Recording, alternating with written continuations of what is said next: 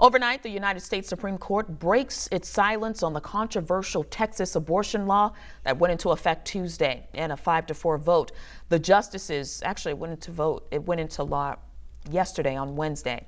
The justices refused to block the most restrictive abortion measure in the nation. The new law bans abortions after 6 weeks of pregnancy. Opponents say that's before many women even know they're pregnant. Abortion rights groups see the law as a direct challenge to Roe versus Wade, the landmark decision legalizing abortion. Texas Governor Greg Abbott spoke out about the ruling.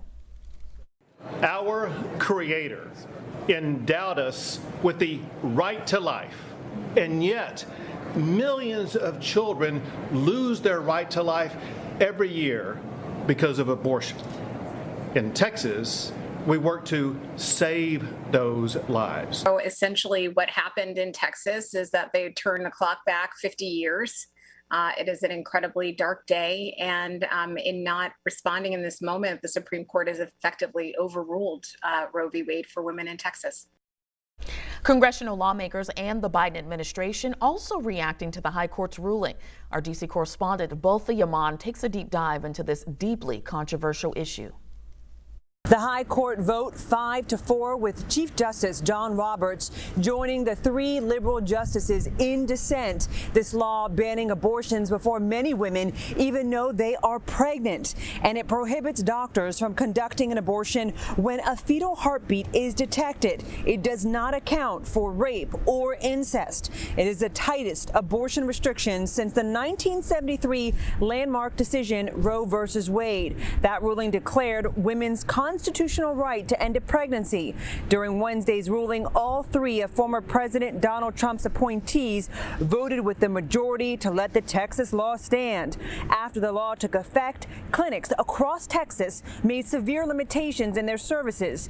Anti-abortion activists praised Texas for recognizing the child in the womb as a member of the human family. Meanwhile, President Biden called the law extreme and said it will significantly impair women's access to the health care they need, particularly for communities of color and individuals with low incomes. As the legal battles carry on, lawmakers and the administration continue to sound off on the decision. It will significantly impair women's access to the health care they need, particularly for communities of color and individuals with low incomes. It also deputizes private citizens to bring lawsuits against anyone who they believe has helped another person get an abortion, which might even include family members, healthcare workers, front desk staff at a healthcare clinic, or strangers with no connection to the individuals. This further isolates individuals who are facing this tough choice.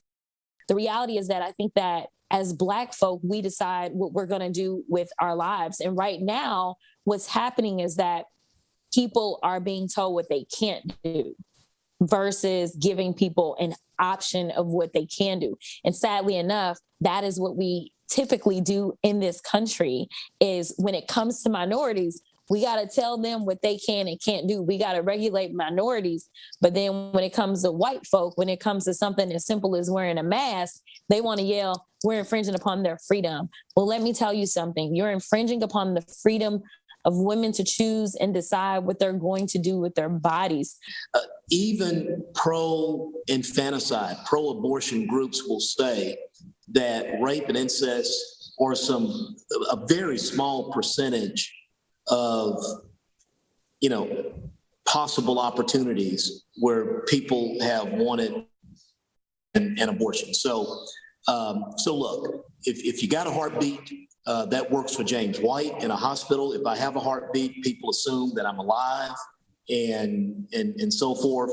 And this is all this bill says. If you have a heartbeat, you're alive.